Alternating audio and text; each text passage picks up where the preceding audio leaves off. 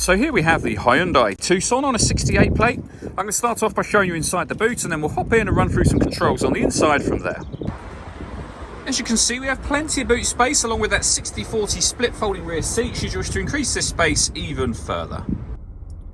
Okay, now that we're inside the car, we're going to start with the dials. On the left-hand side, we have the rev counter and the coolant temperature gauge, and on the right-hand side, the speedometer and fuel gauge. In the middle, you can see the total miles of the car, which are 22,080. Above that, we currently have displayed a digital readout for the speedometer. You can change the information that's displayed there by using a button on the steering wheel.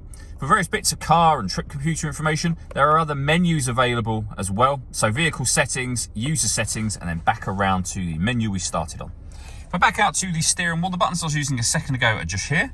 Over on the left-hand side, we have stereo and phone controls. The phone controls can only be used after such time as you pair up the phone to the car, which is done over on the touchscreen in the center here. So if we go all menus, from there you can see where you would pair your phone.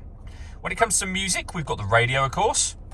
We have DAB, FM and AM radio available. If you want to listen to your own music, you'd hit that media section. It's grayed out because nothing is currently connected. You can connect up an auxiliary device, a USB device. You can stream your music wirelessly via Bluetooth audio as well.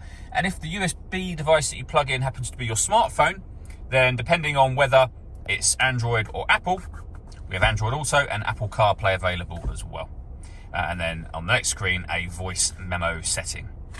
If I put the car into reverse, you'll also see we have a full color reversing camera with guidelines that show you what direction the car is headed in relation to the image being shown on the screen. Working our way down, we then have dual zone climate control.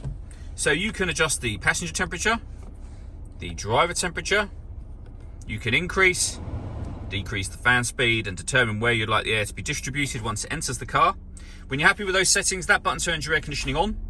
Or hit auto.